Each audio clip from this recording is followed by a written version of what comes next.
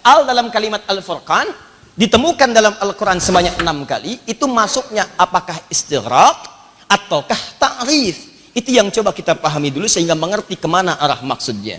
Jelas di sini? Baik. Maka yang ini teman-teman sekalian, al dalam kalimat-kalimat Al-Quran yang masuk pada kata Furqan sehingga menjadi Al-Furqan, jika kita telusuri keseluruhannya, maka seluruhnya pada umumnya menunjuk pada dua makna utama. Satu, menunjuk pada masa nama Alkitab As-Samawi, yaitu kitab yang diturunkan oleh Allah Subhanahu wa taala kepada para nabi dan rasulnya. Di antaranya Nabi Musa alaihi salam mendapatkan Taurat. Taurat disebut dengan Furqan. Quran surah ke-2 Al-Baqarah ayat 53. Wa idz ataina Musal kitaba wal furqana la'allakum tahtadun. Pelajari, pahami ketika Allah Subhanahu wa taala menurunkan pada Musa alaihi salam Taurat itu, Alkitab itu, Taurat juga disebut dengan Alkitab dan disebut dengan Al-Furqan. Satu, ini maknanya. Paham? Demikian juga Harun alaihi salam. Ya, ketika beliau menjadi partnernya Nabi Musa alaihi salam berdakwah kepada Fir'aun dan Qarun diantaranya, maka disebutkan di Al-Anbiya juga demikian. Walaqad ataina Musa wa Harun al-Furqan. Furqan. Demikian Nabi Muhammad sallallahu alaihi wasallam. Ketika Allah berkehendak kepada beliau menurunkan Al-Quran, maka Al-Quran pun disebut dengan Furqan. Quran surah kedua Al-Baqarah ayat 185. Syahrul Ramadan alladzi unzila fihil Quran hudan linnas wa bayyinatin minal huda wal furqan. Dari mana taunya Al-Quran disebut Al-Furqan? Buka Quran surah ke-25 ayat yang pertama. Tabarakalladzi nazzalal furqan. Jelas di sini? Maka jika disebutkan kalimat Al-Furqan dengan menggunakan alif lam, maka makna yang pertama menunjuk pada wahyu yang diturunkan oleh Allah Subhanahu wa taala berupa kitab samawi kepada para nabi dan rasulnya. Nah, karena konteksnya wahyu yang diturunkan berupa kitab, bukan cuma 1-2 kalimat. Kepada para nabi dan rasul, Musa dapat, Harun dapat, demikian dengan Rasulullah sallallahu alaihi wasallam.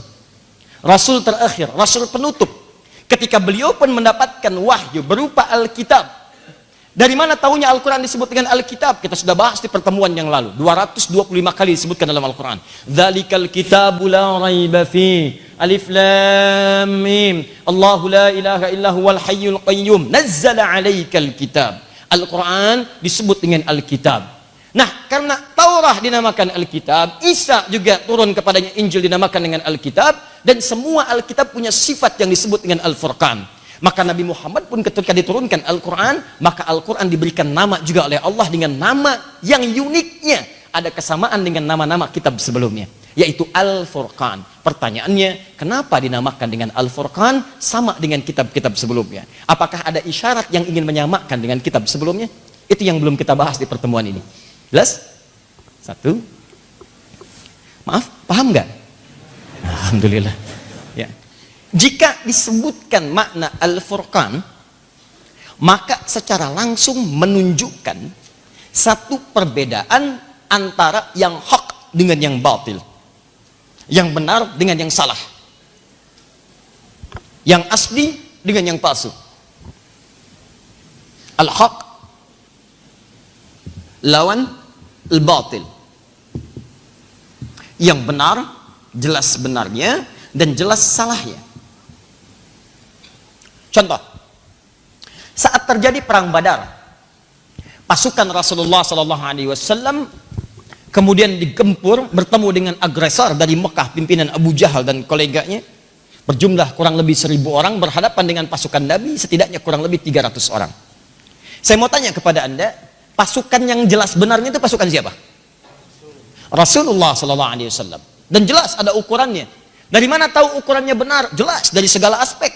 Apa salah Nabi sehingga ketika itu beliau kemudian diserang? Apa salahnya?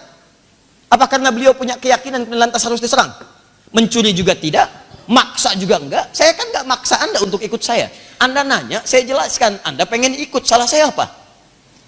Saya nggak ngambil harta Anda. Bahkan Anda menyebut saya Al-Amin. Yang paling aneh, Anda nitipkan harta Anda ke saya. Dititipkan ke Nabi, Pak, Bu. Jadi, ini agak aneh nih orang jahiliyah ini. Bingung saya juga memahaminya. Ini mereka itu nitipkan hartanya ke Nabi, tapi memusuhi Nabi. Nitip ya Muhammad, tapi dimusuhin. Ketika Nabi mau hijrah, kami ambil lagi harta kami ya.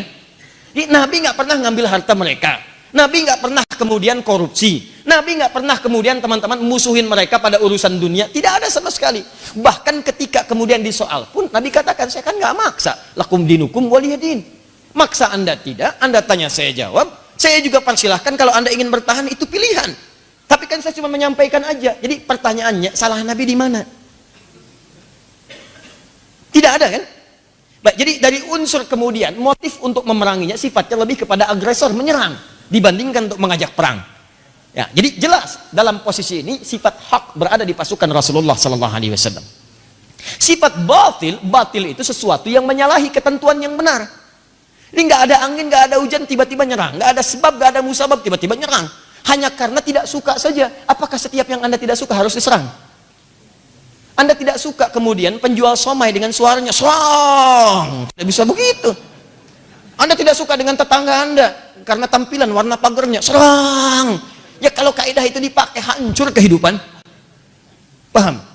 Nah, maka teman-teman sekalian, dalam konteks ini kemudian batil ada pada pasukan Abu Jahal dan kolega-koleganya. Maka ketika disebutkan pertempuran itu, disebutkanlah oleh Allah pertempuran antara hak dan batil. Hari pertempuran antara hak dengan batil. Turun Quran surah ke-8 itu ayat ke-41. Lihat kalimatnya. Wa ma anzalna ala abdina yaumal furqan yaumal taqal jam'an. Ketika Allah menyebutkan kalimat yaumal furqan, diterangkan yaumal taqal jam'an. Kami turunkan Al-Quran itu, kata Allah, perhatikan, puncaknya kami turunkan wahyu kepada Nabi Muhammad SAW sebagai bukti kenabiannya. Kapan diturunkan itu? Yaumal Furqan, di hari bertemu, hari Al-Furqan. Apa hari Al-Furqan itu? Hari bertemunya dua pasukan. Pasukan apa yang dimaksud? Hak dan batil. Ketika Allah pertemukan pasukan hak dan batil, disifati hak dan batil itu dengan nama Furqan. Hari Jumat terjadinya. Turunnya wahyu hari Jumat kepada Nabi SAW. Maksudnya bukan saat perang itu kemudian turun Iqra, bukan. Maksudnya di hari yang sama, di hari Jumat, kemudian diberikan penjelasan pada saat itulah ada pertempuran antara hak dengan batil dalam momentum yang berbeda. Paham?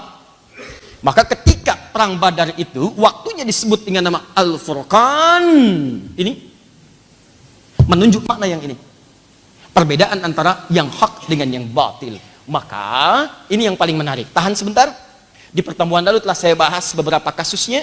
Jika Anda menemukan kalimat Al-Furqan, maka kata para ulama, seakan-akan yang ini menjadi tafsiran terbaik bagi makna yang ini. Kenapa Alkitab dinamakan dengan Al-Furqan? Karena di dalamnya ada penjelasan-penjelasan yang membedakan antara yang hak dan yang batil. Seperti Allah berikan contoh dalam pertempuran Badar itu hak dan batil. Maka isi Al-Quran, isi Alkitab, isi kemudian Taurat, isi Injil dari sejak Rasul pertama diutus sampai kemudian mereka menerima suhuf seperti Ibrahim, sampai menerima kitab seperti Musa, Isa, selanjutnya Nabi Muhammad SAW yang kita cintai. Kenapa dinamakan dengan Al-Furqan? Karena semua isi wahyu yang diturunkan oleh Allah, misi utamanya menerangkan kepada manusia antara hak dan batil. Ini yang benar, ini yang salah. Nah, turunan dari hak dan batil itu nanti banyak. Ada aspek tauhid. Tauhid. Mana yang hak, mana yang batil. Mana Tuhan yang asli, mana Tuhan yang KW. Ya, yang palsu. Mana kemudian dalam bidang fikih. Mana yang hak, mana yang batil. Ada lagi teman-teman sekalian dalam bidang-bidang yang lainnya, halal dan haram. Mana yang halal, mana yang haram. Ada dalam bidang akhlak, mana yang benar, mana yang salah. Mana yang hak, mana yang batil. Lengkap semua. Tauhid diterangkan, kita bahas pertemuan yang lalu. Ini Allah, Tuhan yang hak. Makanya disebut dengan al-haq. Al-haqqu min rabbika fala takunanna minal mumtarin. Quran surah kedua ayat 147. Semua hak kembali kepada Allah. Allah disebut dengan al-haq. Ini yang hak. Apa buktinya? Diterangkan, ini indahnya Al-Quran. Di ketika memberikan pernyataan, diberikan dalil. Kata Allah, saya Tuhan, selain saya bukan Tuhan. Apa buktinya ya Allah? Nih saya terangkan. Secara logika, Tuhan mesti kuat dibandingkan dengan makhluk. Saya lebih kuat dibandingkan yang lain. Secara logika, Tuhan harus beda dengan makhluk. Kalau makhluk berpasangan, Tuhan tidak boleh berpasangan. Makhluk melahirkan, Tuhan tidak melahirkan. Makhluk dilahirkan, maka Tuhan tidak boleh dilahirkan. Dan seterusnya, diturunkan ayatnya, dijelaskan logikanya, sampai diterangkan Tuhan itu cuma ahad, satu, tidak boleh lebih daripada satu. Kenapa ya Allah? Kalau muncul lebih daripada satu, maka akan terjadi kekacauan dalam pengurusan alam semesta. Turun Quran surah ke-21 ayat 22. Lau kana fihi ma'alihatun illallahu la fasadata. Kalau Tuhannya lebih daripada satu, maka akan punya keinginan yang berbeda. Satu mengatakan turunkan hujan, satu mengatakan jangan turun hujan, yang lain mengatakan turunkan dulu petir, yang lain mengatakan jangan turunkan petir. Maka ributlah sesama Tuhan. Jelas di sini?